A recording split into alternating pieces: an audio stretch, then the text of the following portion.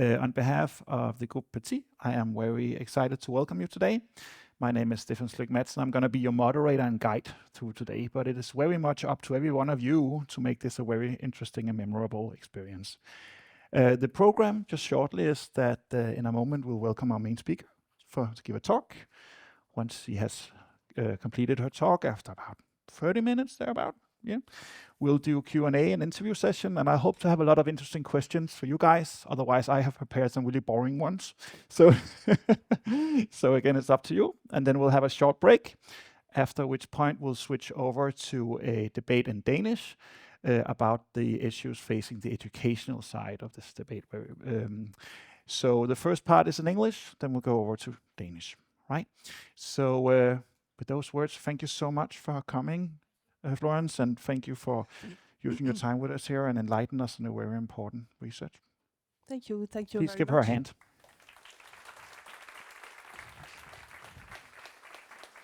Thank you. Thank you, Sophie. Thank you, Maria. Thank you, all my Danish friends. I meet again. I was here when my book was out in June. And we meet with some of you in Paris during the International Conference on Islamisms in May this year. So I'm glad to come back in Copenhagen, where my book was translated in Danish. It is the first translation. Other translation will arrive soon in German and in Swedish, and hopefully in English. So. First of all, I will start by the title. The title Broderismen in Danish, Frérisme in French. It's a neologism I wanted to build to give a taste, a sense of the ideology propulsed by the Brotherhood, the Muslim Brotherhood, during 1 century, from Egypt, where it was born in 1928, to now, until almost 1 century later. This ideology was born in a very particular and specific context, but then it has the force, the capacity to spread around the continents and to adapt in localized areas, not just in Muslim countries, but also in democratic and liberal countries. So how it is possible and why describe an ideology and not just the brotherhood? Because as I said, sorry, it's stopping here. Sorry.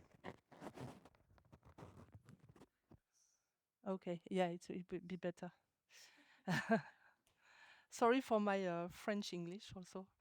So the idea is to give you a sense of how the Muslim Brotherhood and all the people, all the Muslim and the non-Muslim, it influenced how they think, how to be in the head of a Muslim brother or brotherist, which is not exactly the same. I started 30 years ago. It was then 30 years ago that as a student in anthropology, I met for the first time the Brotherhood. And it was in Bordeaux, southwest of France, and it was very unusual to find the Brotherhood there. At this time, nobody could think that the Islamists were installed and settled in France. So it was as a surprise. It came as a surprise for me.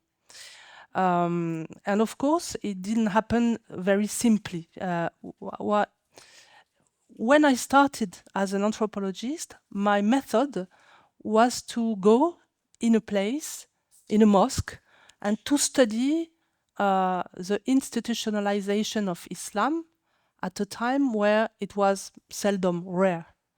And what the idea of the anthropologist is to say, you go with the less preconception as possible, and you survey in depth, you interact with the people, you don't know exactly what question you are going to ask, you're there, you're around. And from this experience, long time experience, you will understand what is your role, what the people around you want to be your role. And from this interaction between what you're doing and what they think you are and what they think you want, you will be able to anchor a reasonment. And immediately when I arrived in this little mosque, I understood that it was very different from the others because it was mainly young people, very thin bird, very smiley, good French, very different from the first generation. Oh, sorry.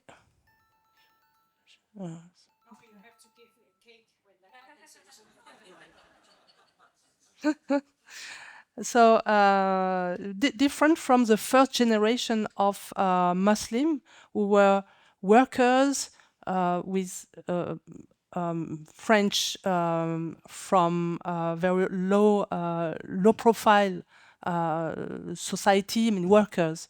And they were students at the University of Bordeaux. It was very different of what I knew before.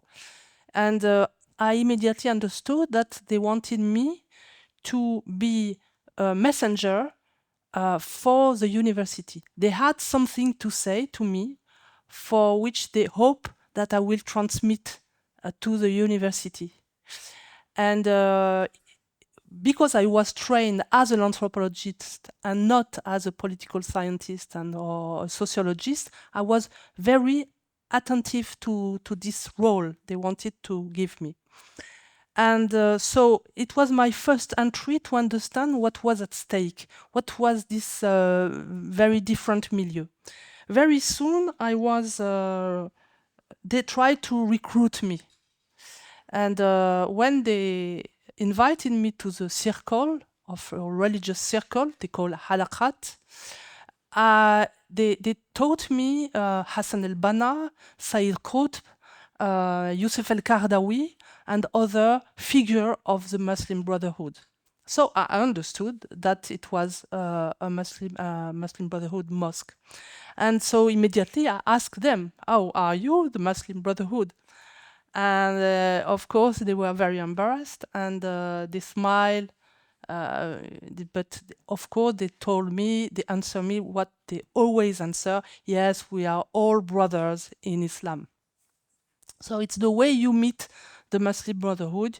You never know they are, and they will never tell you. But if they want to recruit you, they will tell you at a point. So if you are a good student, if you're willing to send their messages, then you will be able to work with them. This is something I understood years after this experience, because my experience was with the sisters. Of course, it's a very non-mixed place. So the sisters are going to do some activities, the men are doing some other activities, and the sisters were very friendly. They were wanted me to wear the veil. They were wanting me to convert very, very quickly. And but I had absolutely no intention to convert, absolutely not. But in same time, I had to do my play of anthropologist, to stay in, to try to stay in the boat. And of course, I understood quite quickly after 1 year that if I renounce to wear the veil, to do what they wanted me to do, I will be excluded. And it happened. And it happened very nicely, gently. from one day to another, you find the doors of the family closed, the door of the mosque closed, and all what you have tried to install as relations, they all disappear. And it's very easy, the way they do it. They decided to say that I was probably working for the police. So with what we call the téléphone arabe, it went viral immediately, and in 1 week, I could not carry on my work, my first survey. It was 30 years ago. I carried on in another place, in other place, and especially in the halal market, where it was extremely easy for me, for people like me, to work. But I'm not going to that. I'm going back to the brotherhood. So here are the brothers. You see, the biggest meeting of Muslims in Europe, gathering several dozens of thousands Muslims. It was organized by the Union des Organisations Islamiques de France, which was created in 1983. Here it is in 2016, but it has always been there since 1992. The first time I went, it was in 1922. So you can see the brothers. It's very rare to have in one picture as much as brothers, I mean real Muslim brothers, which have given a serment, a plead. They have plead. So they usually are very discreet. But you can see they are wearing suits. They are congratulate themselves. They are very nice. They're very smiling. It's really very far from the jihadist with the knife between the teeth. It's completely different. The brotherist milieu is a very welcoming milieu, at least at first. But they can also get rid of you if they want and when they want. So it was for decades a big meeting organized every year. Since the COVID, it doesn't happen, and I don't know why exactly. But it's really a huge event with fair, with conferences, of course, with business activities, with NGOs, with children activities. It's absolutely huge, and it's happening near Paris, in Le Bourget, in a very big place.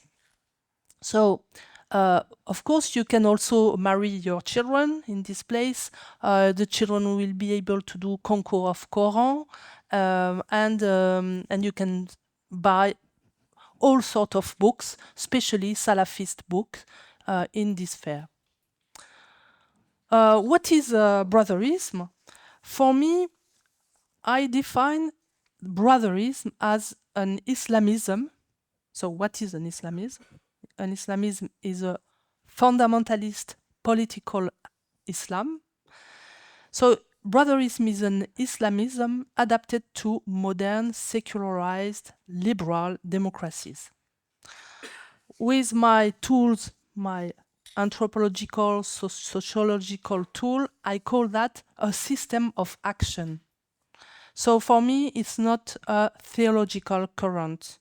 It is a system of action which seeks, so there is two things in system of action. There is the idea of system, it's a systemic view of Islam, and it's an action. So it's guided by the aim. I will tell you what I mean. So this system of action seeks to lead all the currents or schools of Islam towards a worldwide Islamic movement. So Islamic movement, this is the expression of Youssef el-Qaradawi, who is a very important leader of the Broderism. So this Islamic movement, the movement is very important, has a mission, and this mission is to establish a global caliphate. So it's not a caliphate like in Raqqa in Iraq. It's nothing to do with that. It is a modern society under the rule of Islam, under the rule, under the view, the worldview of Islam. This brotherism was created, originate for the aspects of this Islamism adapted to the modernity.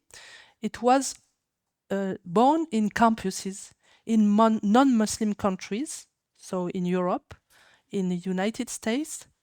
So you had in 1960s students and activists who had taken refuge in Europe and in the US, and who could not go back to their country of origin because they were persecuted and killed and all sort of tortures.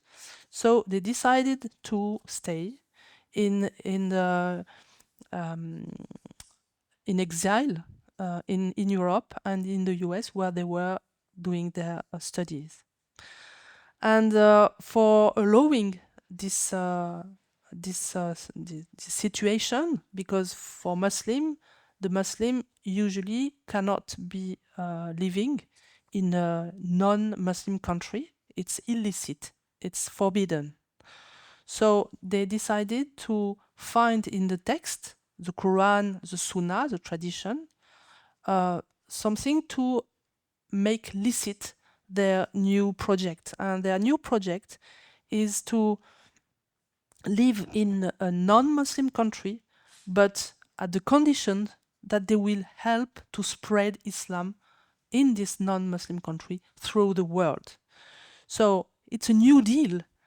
It's permissible to live in a non-Muslim country if we do the dawah. So this Dar el-Kufr, this territory of unbeliever, will be transformed in territory of Islam along the years, but it will take it will go through a period of time which they call the Dar el-Ad, which is the territory of contract, what we can translate it this way. So now, for example, in Europe, for them, we are a Dar el-Ad, we are a territory of contract. We are not anymore the Dar el-Kufr of the unbeliever and the Dar where we do the war, Dar el-Harb, but we are and we are not yet a Dar el-Islam, we are a Dar el-Ad. So it gives you a first idea of the fact that the Brotherists have a different view of the history and the space than the place, the one of the people of the place they are living. For them, Islam is a guidance, is a dawah, and they are not great theologians. They are more theocrats more than theologians. They are missionary, and it is a supremacist movement with what I characterize brotherism is one vision, one identity, and one plan. This vision is the fact to consider the history beginning with the prophet and ending with the utopia of caliphate in the world.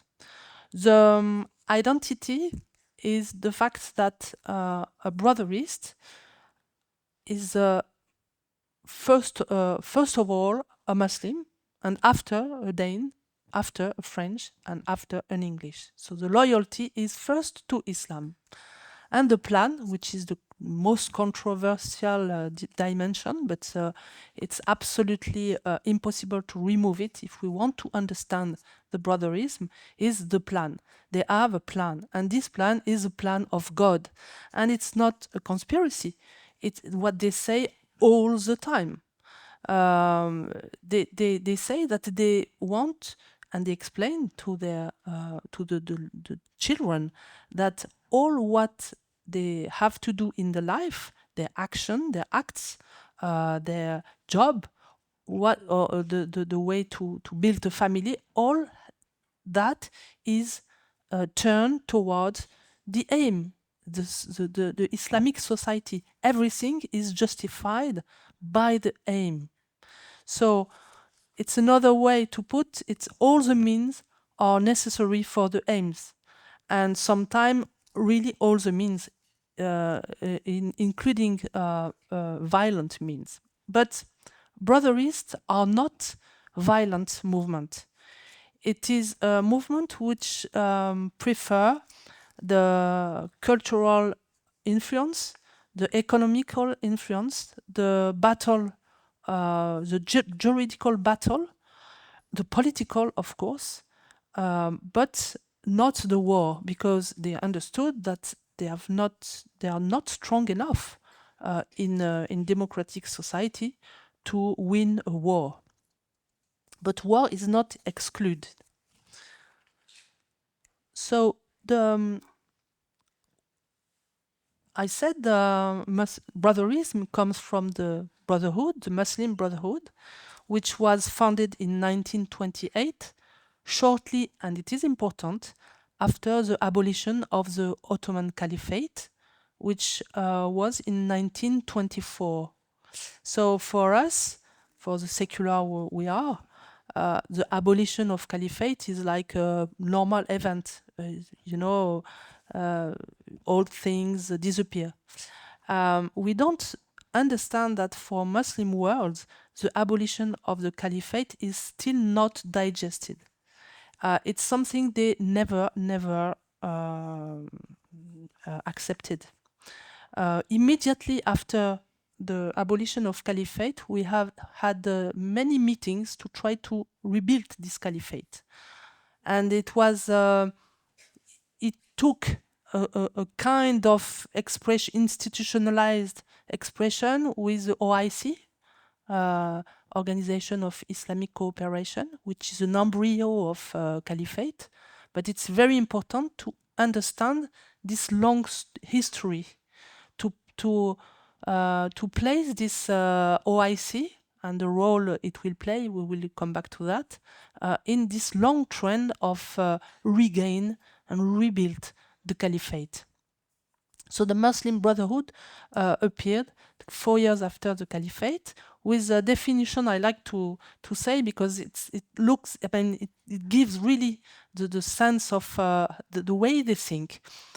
Hassan el-Banna said, "We are not a political party, even though politics practiced according to the rules of Islam is at the heart of our thinking. We are not a charity, even though charity action is one of our main objectives. We are not a sports group, even though sport is a means for us. We are none of these things. We are an idea and a dogma, a line of conduct, a nizam, a system that cannot be delimited or categorized. It transcends all geographical boundaries. It will exist until the end of time, because this nizam is that of Allah.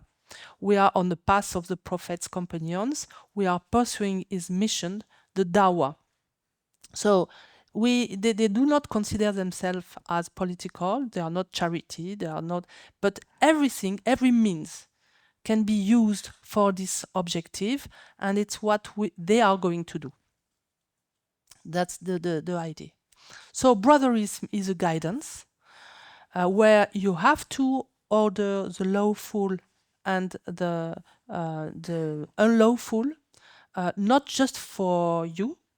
It's not just a self-guidance, it's a guidance also for the society. So it's your duty to impose around you what is lawful and what is unlawful. It's a mission-oriented movement. If we want to understand the Broderism, we should not reduce it to a community. It's much more than that. It's a community we want to expand because of the call of the Quran, with the aim, the Islamic society as God described. Time is irrelevant, because it will happen anyway. I mean, for example, you are all Muslim. You are all to be Muslim. If you're not Muslim yet, you will be Muslim. That's something which is this is a mission. It will happen. When I was in Muslim Brotherhood, when I started, there was a girl who not wanted to put the veil because her parent didn't want, and so on. I mean, she was not sure, and the brother went. I mean, the sisters was keeping telling her, but no problem. It will happen. Inshallah, you will wear it. So it's not a matter of you're going to discuss the advantage. No, you will wear it because it's God. God have foreseen that for you. So the social order is not to be thought out. There is no need to think about philosophy, social order. Everything is in the Quran and in the traditions. It's just to apply.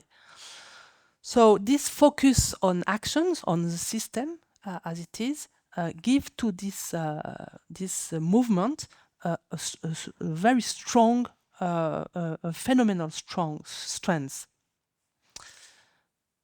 So you don't, it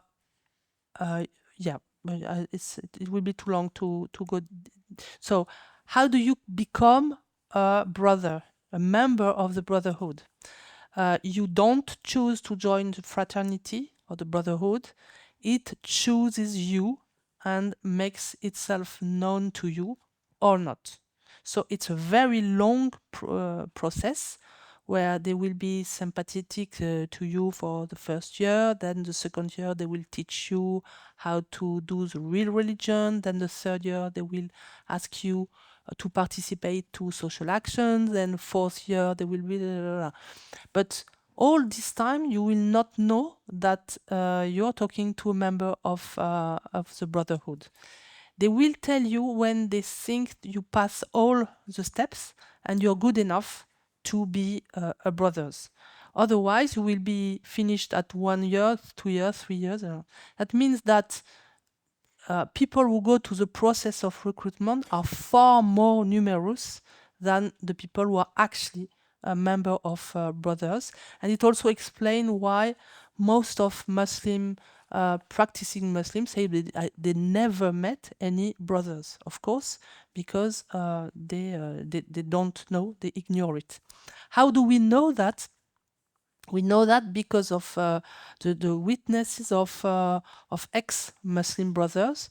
So I recommend the work of Lorenzo Vidino in a book called The Closed Circle, where he describes this process in many European countries, also in Egypt, but in many European countries, the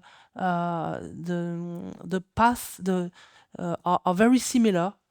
For you are Parisian, you're from Norway or from Copenhagen, it's the same path with little variations depending on the context. But otherwise, it's the same experiences. So it's I really recommend this book. The method is the Islamization of the society by sector, by territory. We know that, the demographics and so on, but also by sector. So they will use the method, the discrete method, to be nice and to be without encountering obstacles. The infiltration, the entrism, and all this method. So they will appear as a social assistant, as a homework help, sports education, entrepreneurial success, all this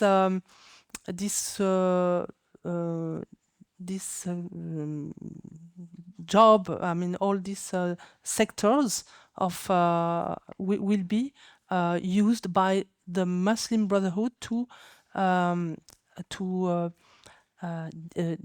disseminate their ideas. So they have a liquid influence into the interstices of a charity, a political party, a large company, etc. It's very known, the technique of entrism. So this technique comes from a very leftist origin. I don't remember the name, and sorry, and it can take two forms.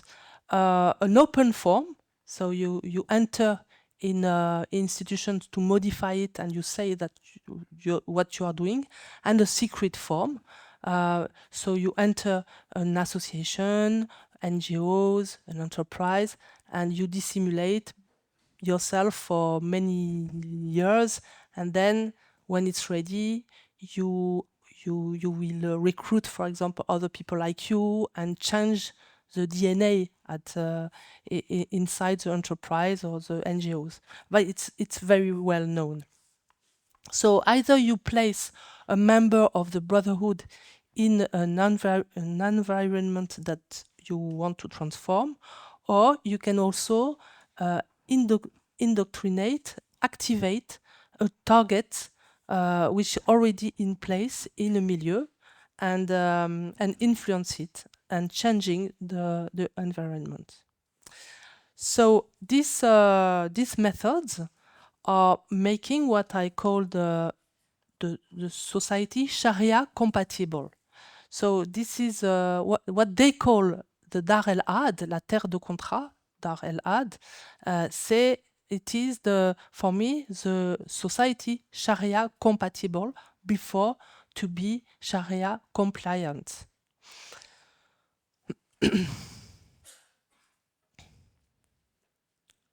So the fathers of Broderism, Maududi, Kardawi, and in the middle, the father of Tariq Ramadan. I don't know if the name is, this name. So it's very short. From Tariq Ramadan is the grandson of Hassan el-Banna. So it's very short line. The idea of Muslim brothers are still very active. So that's a bit technical. So Kardawi and the Wasatiyya Islam. So the idea of the Wasatiyya is not a reformist or a middle way Islam, as generally it is translated. Wasatiyya is translated as Islam du juste milieu, Islam of the middle way. In fact, it is not an Islam of the middle way. It's just the fact that you are driving all the tendencies from the middle. So what want to Kardawi to achieve is to not merge all the movement of jihadists, reformists, liberals. No, he knows that he will not merge all these movements, but every 10 trends will use its own ability, its own sensibility to drive the whole group towards the caliphate. So everybody can be used for the aim, conquering from the middle. Like a boat, at the left, at the right, at the left, at the right. The priority of the Islamic movement is a book by Youssef el-Kardawi, who was published in 1990. And Kardawi invited the Islamic movement to follow 3 main directions for the next 30 years.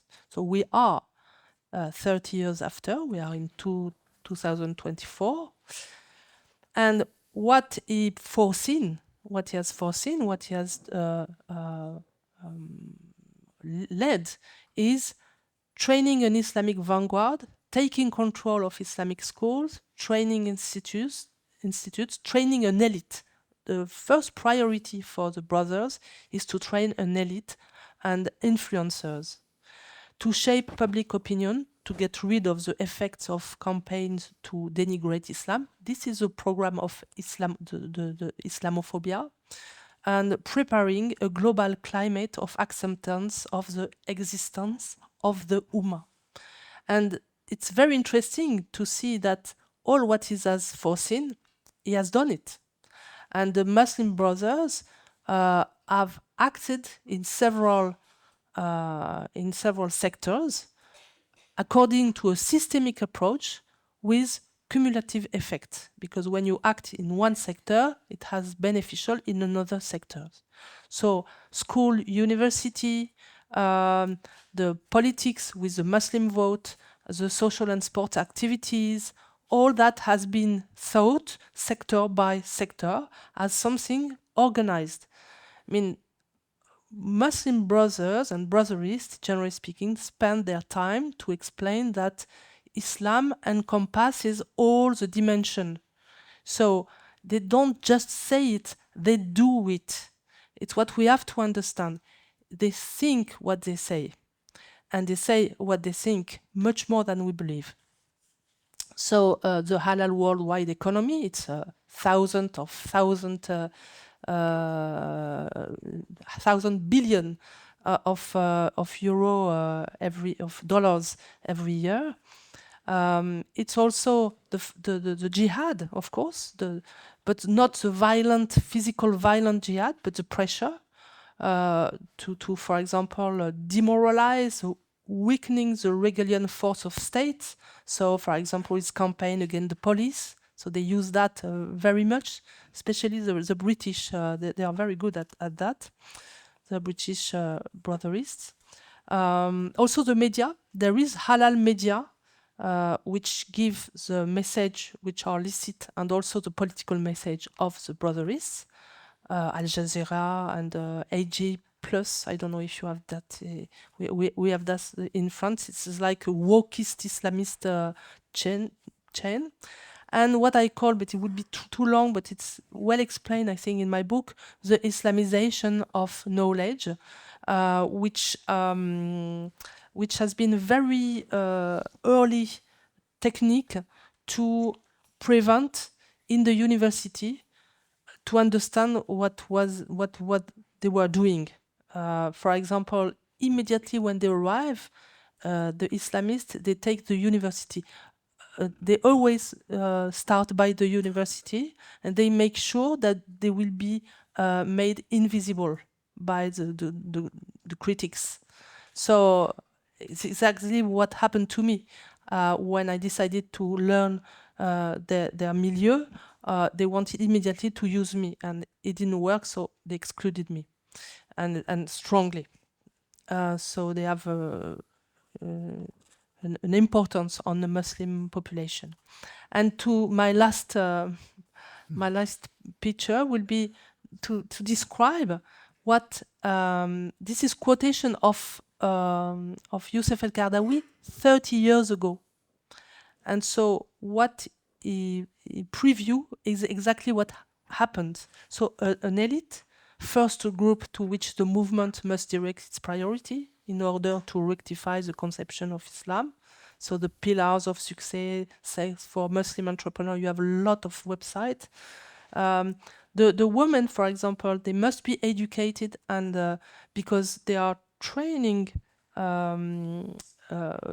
children, of course, but so they must be educated in the fields of mission, the dawah, of the philosophy, of the science, literature, education. So they should not stay at home. This is why they must wear a veil, because they have to participate in society. The children must have an education inspired by Sufism. You know, remember that the Muslim Brotherhood is not one current or one school. It can be inspired by all the spectrum of Islam. At the right down the screen, you will see the FEMISO, which is the organization which lobbies the European Union the brotherist organization which lobby the European Union, where the women are very in the front, because obviously women are good. They are not jihadists, or they are not Islamists. They are just good women in face of integration. That's the image, of course. So the FEMISO is very, very active at lobbying the European Union, and where they catch a lot of money from the European Union thanks to this type of person like this. So I wanted to talk about school, of course, and it was I want to quote some things. You have. Oh, it went away. I have your Bible. I mean, if you're interested, you have to read this. So this document can be downloaded from internet, and it's called The Strategy for Islamic Cultural Action Outside the Islamic World. So this strategy, it's a plan and series of plans, explain you how the Islam will be spread through the new generations in Europe. This is a Bible. I mean, you have to follow it. It's impressive how it is. Well, it's a bit confusing sometimes, but the ideas are there.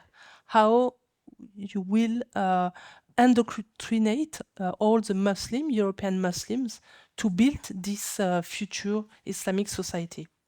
So I propose to quote some of these documents in the question. Yeah. Okay. All Thank right. you. Thank you for your patience. Let's have a great hand.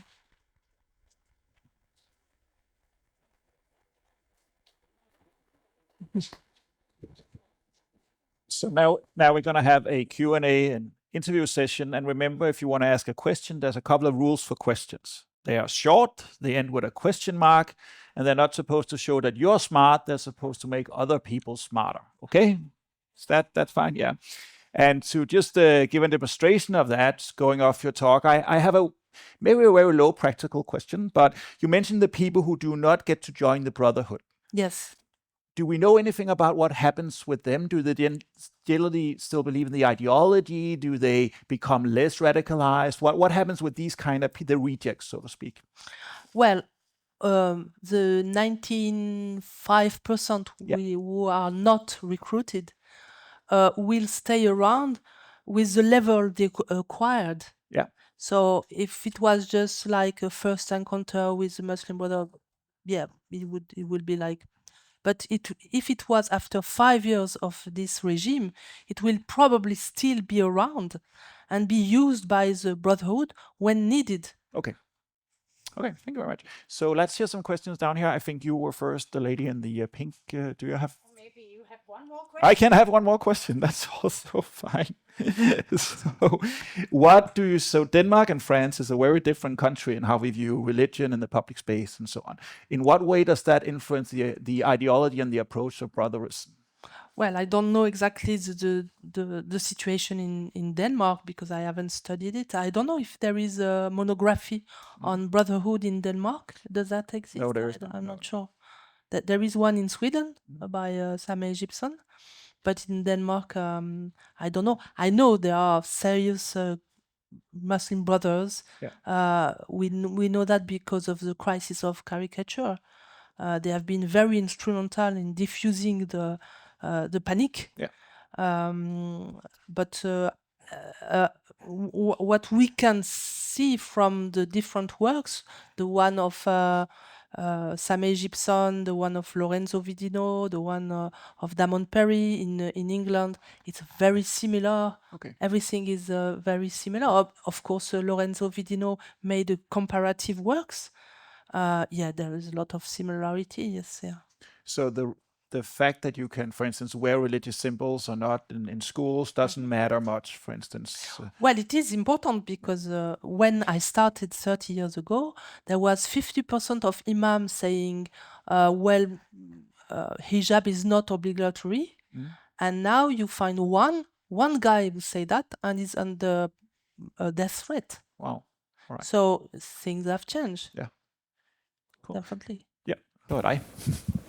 What is a fatwa, and who's behind it, and what is how do someone reach to the conclusion that someone should undergo a fatwa?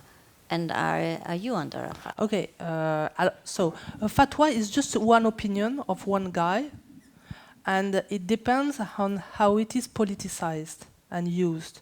If, for example, if you know an imam, or if an imam is just one who drives the prayer in a mosque, but is able to make a fatwa, nobody will care. You see, so the fatwa is just an opinion. A death threat on because you think about Salman Rushdie. Salman Rushdie, of course. So we call that a fatwa, but it's just an opinion. But it was made by Ayatollah Khomeini. So of course, the weight of this opinion was much more important than the imam of the. So I'm not under fatwa, but I'm death threats many times. So I'm under police protection all the time. Yeah. And just since we are in Denmark, if you don't feel your English is at a level where you can ask a question, feel free to ask it in Danish and I'll translate it, okay? That's very important. So let's see here in the back, the guy in the black shirt, I think. Yeah. The black shirt? Yeah. Well, I'm reminded by submission by Michel Houellebecq from your country. Yes. I am curious, in your opinion, how likely is it that the Brotherhood would be able to infiltrate the political institutions of France, and even in this book by Michel Houellebecq, be able to become the president of France? Yeah. Well, we're not, I mean, the thing is, we should not think about Brotherhood like we think about a political party. Like something which will take the power and we will immediately identify the guy with the troop, and it's much more insidious than that, and that's the problem. So, for example, we have not Emmanuel Macron is not the president, the Islamist president, but there is an affair at the moment with a guy who is very close to him and who is in the same time very close to the Brotherhood and the Broderists in particular. It's a big affair because he went with the president to Morocco in a very official situations, and this guy has a threat to death another guy. I mean, it's really incredible that for electoral reasons, politics takes so much risk to be conseiller, to take counsel to this type of people. It happens at all the level of the state. For example, even the Ministry of Interior, the anti-terrorist, even the team who ensure the protection of VIP. There is entrism, there is infiltration. All the sectors are infiltrated by people who know exactly what they are doing, but also by people of this second circle who are not recruited, but who have in their mind the idea that one day or the other the world will become Muslim. Anybody so over? Why I do that, I explain that as much precisely and simplistic sometimes, because I want people not to scare, but to know what some of the Muslims, not all, want pacifically, with pacific means. And they have the right to want the society they want. We give them the right. I mean, our societies are generous, and we believe in freedom of expression. So we give also the possibility to people who are against the democracy to impose a theocratic movement, which so we have to choose one way or the other. Either we accept that and we will lose, obviously, or we do not accept, but it's time to say it. Do you believe that it will be possible to be a cultural Muslim, someone who adhered to the Western ideals in, they say, 50 years? And do you believe that the brotherhood works by a standalone complex, or is it something that has to be organized? It's the main victims really of the Muslim Brotherhood are the Muslims and the cultural Muslims, because they are excommunicated. Muslim brothers say, okay, if you don't want to impose the veil, you're not a real Muslim, so you're not part of the Ummah, you're not part of the Muslim, which is very difficult because it's a matter of loyalty, your parents, your family, so it's extremely difficult. And if you say, okay, I'm a Muslim, but no, finally I'm not a Muslim anymore, then it's your life which is at risk. And nobody say anything, which is, I think this is not normal. We have to defend the ex-Muslims. It should be a priority.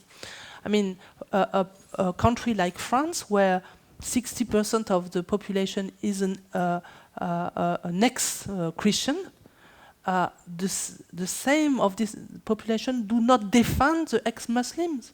But why? I mean, they went through this process. Why the Muslim would not be allowed to live their religion? They should be protected. It's a matter of freedom of conscience, and it's it should be. Yeah, I want to stand up and. Sure. You pointed to the fact that there's something called woke Islam, and also, of course, there is something called Islam-friendly woke. Yeah, Parts of the more that this way. Parts of the left wing, very friendly towards Hezbollah and the guys in Gaza. But did you also look at? Did you go back in history? For example, I think that this Islamism is very much influenced by German Romanticism. Later, your compatriot Jean-Jacques Rousseau, the novel Savage. And then Occidentalism, and then the 60s and 70s, Michel Foucault, before 1970. I mean, I don't think Islamism or this brotherhood is just an Oriental issue. I think there's an interaction between Western civilization critique, capitalism critique, colonialism critique, but You're also right. And then Islamism. Did you work on this? Yes, but I'm not sure about that. I mean, I thought there was a sort of mixture, but I don't think it can happen, because at the end of the day, you have to choose either theocratic or democratic, the power in name of God or the power in name of the people, and it's completely separate. It's separate. You cannot mix the both. So, yes, in terms of strategy, the Islamists and the Brotherists are influenced by the leftists. That's for sure. But it's more strategic than conviction. You can see that in Iran. In Iran, it's because of the left that the Ayatollah Khomeini went to power. But immediately arrived and he got rid of the left, because it was impossible to become Islamic Republic with non-believer. So he get rid of them. So I don't think it will mix. But you're right. There are methodological influence. The Trotskyism. I was looking for the name. Trotsky was the founder of the idea of Trotskyists, the founder of the entrism. They use infiltration, entrism, and it influenced the Brotherists in this sense. But it's a matter of methodology, I would say. If you look at the development of Islam in Western Europe in the past 30 years, would you consider that if you look forward 30 years or even further, that it would be the secular cultural Muslims that would have influence over the development of Islam, or would you think that it would be the Islamists, the brotherhood that do not allow for others than Muslims to live here? It's a good question, because the solution lies on the secular Muslims. But yeah, apparently they have lost, like us. I mean, they are like us. I mean, like the secular. So, if things carry on this way, yeah, the Islamists have good chance to win. Like, for example, in Brussels. In Brussels, there is no political party which can act without Muslim Brotherhood because they control the Muslim vote. In England also, you have an organization called the Muslim Vote, which is now, I mean, for example, 10 years ago, you would say a Muslim vote, people would say, no, it doesn't exist, it's fantasy, forget that. Now you have the Muslim vote, I mean, the association is called the Muslim vote, and you still have the leftists at the university, which explain you that, you know, it's fantasy, it's a conspiracy. So, I mean, everybody can see something, but our elite and our intellectuals do not see, and that makes us backward. Thank you. Which influence do you think blasphemic laws against Islam has on the Muslim I don't know. I think I didn't catch you. Blasphemy laws. Blasphemy laws, okay. Yes. Which function and influence do they have? It's very interesting. As I explained, Youssef El-Kardoui immediately asked for the idea that saying something wrong about Islam would be a blasphemy. And that's also the idea of OIC. And it's the idea of Muslim brothers. You cannot touch to Islam. Even if you're not Muslims, you can absolutely not say anything wrong about Islam. And it is a matter of life and death for the community, for the Ummah, to make sure that there will not blasphemy. And it works. I mean, the violence, the terror is so strong when you're talking about the Prophet. If you talk about the Prophet, you are absolutely sure to have a fatwa like Salman Rushdie. For example, even me, there is things that I wouldn't say because it's too dangerous. I'm not sure to be alive when I go out. So that's the problem. So even if there's no blasphemy law, we have interiorized the blasphemy law, and that's even worse. So, and the idea is also, if we criticize this type of excess, Islamism, you will be a racist, an Islamophobic. I'm going to tell you a story. I was in Brussels 2 years ago after the Salman Rushdie was attacked in America, and we were doing a protest. And there was a friend of mine who was carrying the banner, and she was like this, and I said, well, what happens? I mean, are you afraid of... And she said, no, I'm not afraid of a killer, of somebody who wants to kill me. I'm afraid that people will think I am racist. Yeah, but we are there. I mean, we are there.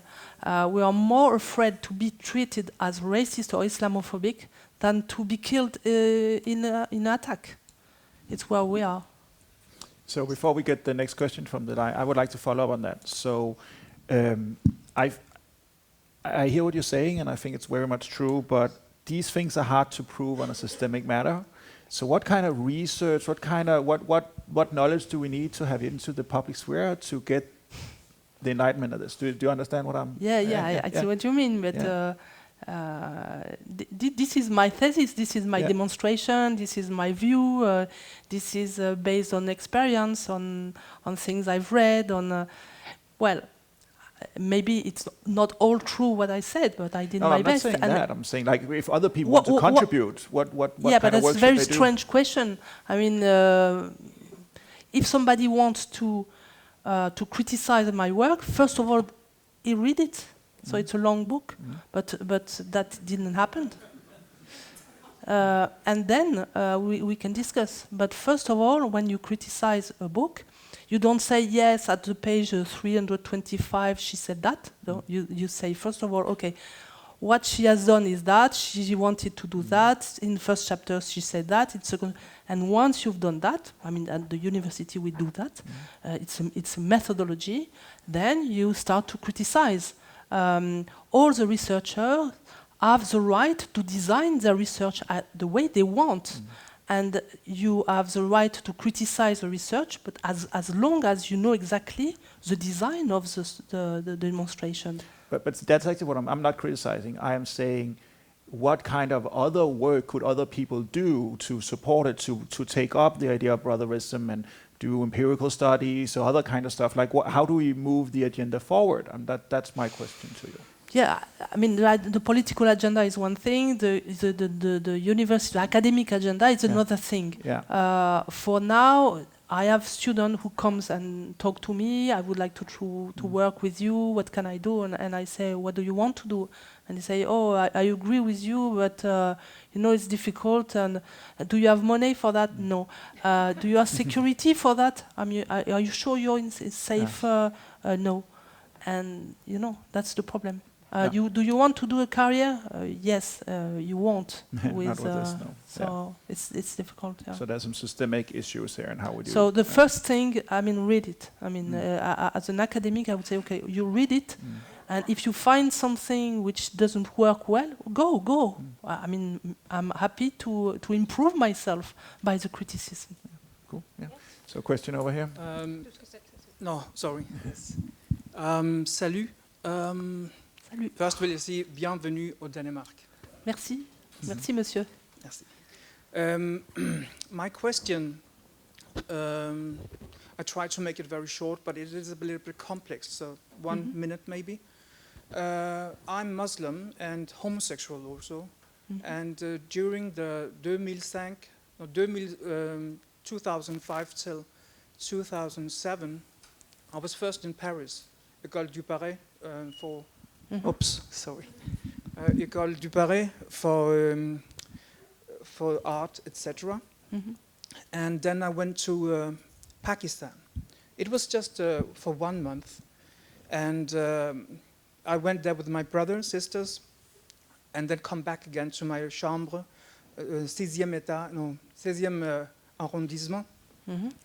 So I was very happy to go to Pakistan, but I felt a lot of people was against Danish people. And then I learned it was because of the drawings they made. So I didn't know how to tackle this situation, because I learned very fast that we was not allowed to say we are from Denmark. Because I used to be very proud, and I'm from Denmark, you look here, I have these Louis Vuitton, the bag, etc. But there was so many people against Danish people, so it was very difficult to stay there. But I managed to stay there in 14 months. And people, they knew that I was from Denmark. And I'm sorry, I'm trying to do it very short. But I learned to... Then I got la peur. I went from, okay, I'm not Muslim anymore, I can't take this. But I had to challenge my existence. I had to tell them, excuse me, because one guy is doing a drawing, it doesn't mean everyone is like that. So I actually managed to take some of the most imams, in the mosque, the very, very early, not in a group, but one by one, I tried to change their behavior, their way of thinking, because they also have something in mind, and they are driven by this la peur, the fear, because everyone are based on the fear. Even so. What is this fear? The fear about what? Fear about to survive, not to survive, because I told them. There was many people saying, oh, these Danish, and I got very angry. I told them, excuse me, they gave my father a place to stay here, so we can get raised, we can get education, you're not allowed to say things like that. And then suddenly, lentement, they were thinking. Yeah, they was thinking, they are right, because if I told them if the Danish was doing the same thing, we was banned like the Jews. And they start to realize. Yeah, but it's good. I mean, it's Yes. good. It's the way we should do. Yes. I mean, everybody in this room should do the same. I mean, Yeah. we have to talk.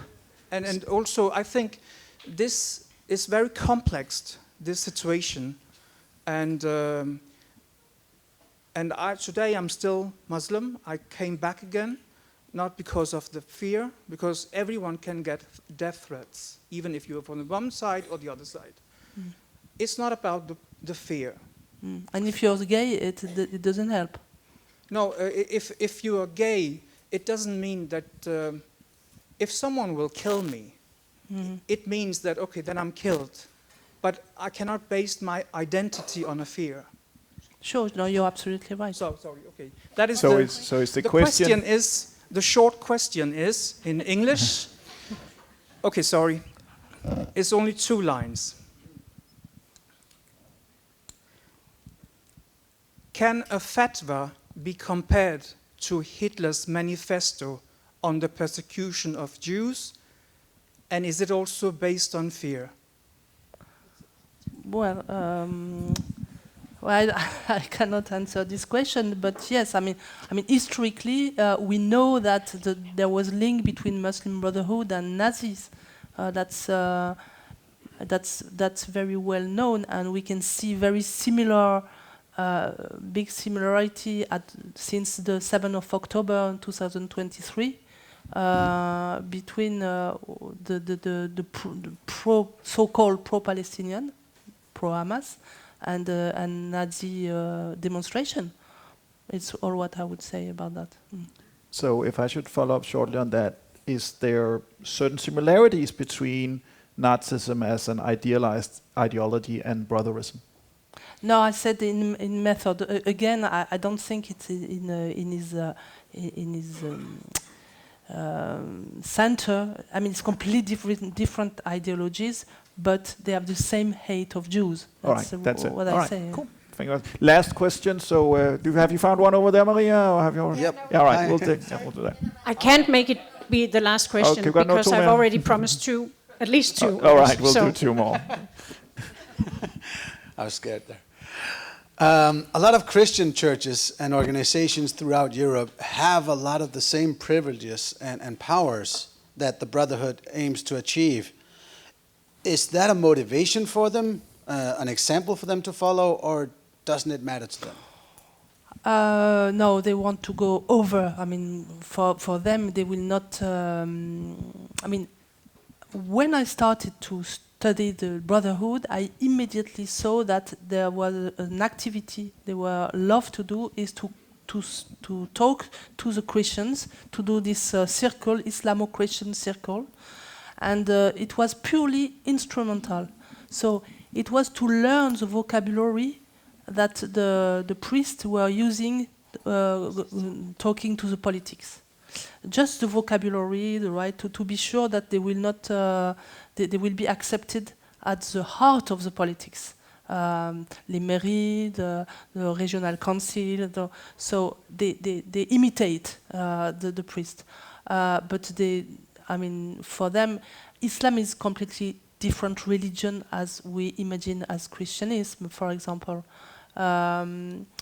It's, I mean, even the less believer among the Muslim will tell you that Muslim encompasses all the aspects of life. The government, the politics, the economics, everything should be governed by Islam.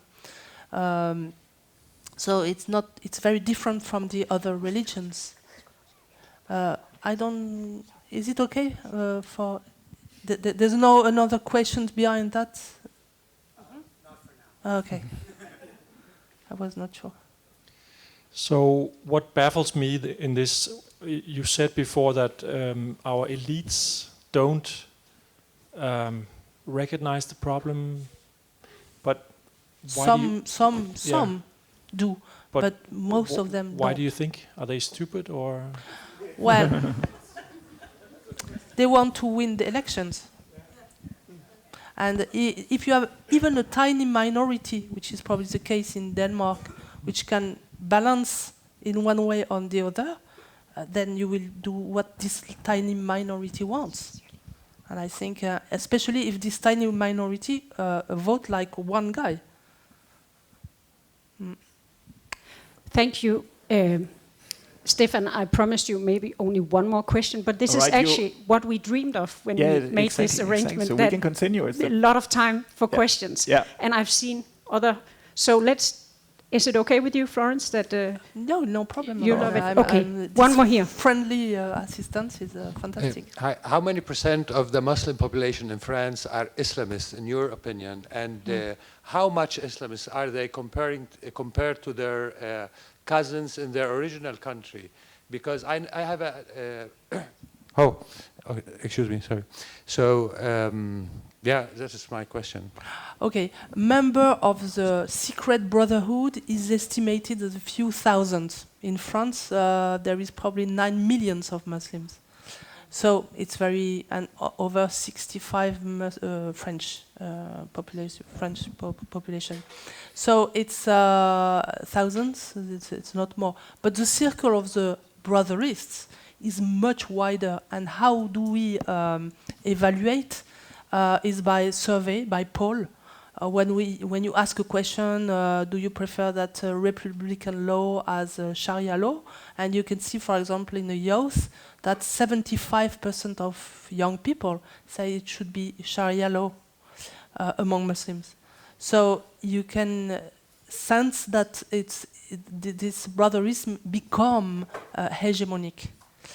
But other than that, and also the fact that the hijab is widely spread now, when it was minority before, in the city of Brussels, if I take the case of Belgium, I think there's no more Muslim woman who doesn't wear the veil when she goes out. I mean, it's impressive in this city. So it gains. And it's strong. It's a strong movement. That doesn't mean they are all Islamists. That means they are submitting themselves to Islamism, which is different. But you look at the left, for example, the left and the wokeism. They are submitted to the wokeism ideas without to be actively a wokist. So it's probably the same relation. How do the Brotherhood cope with the internal conflict between Shia and Sunni? Good question. Yeah, it's interesting. For example, we see in France the Iranian use the brotherist Sunni networks to convey also their idea, their influence. Facing the non-believer, they agree. It's when you go in the area of Proche-Orient, Middle East, and so they fight between. But in diaspora, they are more like rivals, but they help themselves facing the mécréant, the disbeliever. Oh well, then after they will kill each other. I mean, you don't want to. You don't want to see. Sorry? First of all, the caliphate is not yet there. It's still an utopia. The problem, it's important to say that it's not because they want a caliphate, they will have a caliphate. But what is important to understand is what they do now in order to obtain this caliphate. Imagine they have a caliphate, they will kill each other. Maybe it's the way it will end. Wonderful question, all of you. Now to segue into the next part and before the break, I'd like to hear a little bit more about how do we see this influence in schools, both primary, high schools. Yeah. You talked about universities already, so let's focus more on maybe primary schools and high schools. Yeah, in France, I know better, of course. We see that because it's forbidden to wear religious signs in the public school. Yeah. In private school you can, but in public school you cannot. And so they arrive year after year with new So when the hijab was forbidden, they arrived with little hat. Then it changed over time. Okay. But the Brotherhood said, and I remember because I was in Le Bourget and I could hear that. He said, it was Amar Lasfar, a senior Brotherhood, French brothers, who say, don't worry, you will be flourishing again the hijab in the head of the Muslims. Okay. So it's a promise they have. So they won't change their mind. And why? Because there is no Islamic society without the separation of sex, without the specification of sex, the division of space and labor according to gender. So this is crucial for the Muslim Brotherhood to impose the hijab. A society who resists to that has good chance to escape to the brothers. This is why when I meet some ministers or they want or the media, I said there is 2 measures to take immediately. Is to forbid the veil for the minor under 18. It should be absolutely forbidden because then if you impose, for now it's 4 years old, 5 years old, little children are obliged to take. I mean, they are not obliged, but everybody say, "Oh, you're wonderful, you're fantastic if you wear this." So after they wear it, and after they don't have the same. They have a sense of their self in the veil, and they cannot remove it. We have now some years where we could see a young girl obliged to wear the veil during the 90s, and they remove it 20 years after, and it's a nightmare for them. It's still a nightmare. It's extremely difficult to remove it. So the first measure is immediately to prevent this trauma, and the second measure is to protect the apostate, the people who leave and to make sure that the liberty of conscience is applied. Very nice. What else? So if you are, for instance, an educator and you start to see and worry about some of these ideas, for instance, all the ideas of honor-based violence and threats and so on, what's your advice for a regular teacher who sees these things? What can they do? Talk. To who? To the direction, to the colleagues, to everybody. Talk. And don't be shy and talk. And you're right. You're worried. You're absolutely right. It's not nothing because you will find colleagues, but no worry, but you don't care, but you're a bit racist. No. Don't accept that. Read, prove. Don't let you. It's by the school it advance. And that's really university and school are the main way the Islamists come into a society. So the teachers are very important in this fight. Very important. Should there be a limit to how many Muslim students you allow per each educational institution? What do you mean by that? So maybe you say you cannot have more than 20% Muslim students, for instance. It might not be that realistic, especially in France, but it could be realistic in Denmark to have these kind of things. Yeah, I understand. I mean, our model is to not count the religion. I think it's the same in Denmark. Because then if you count, you make ethnic classification, and then you can lose. So I prefer the blindness of ethnicity. Yeah. So I could not recommend such a measure. All right. No, I think we have to stand in our value and impose them, and to whatever comes. All right. It doesn't matter if it's 90% or 95% of Muslims. It's the same rule for everybody. So there's both a personal responsibility to talk and to take action when you see it, and then there are some policy measures that politicians can do. Yeah, but the more you see, the more you talk, the more you agree, the more you make things going up, the more the decision is well made and well informed. Well, thank you very much. Let's give a big hand, and I'll just kind of notice that. Thank you very much.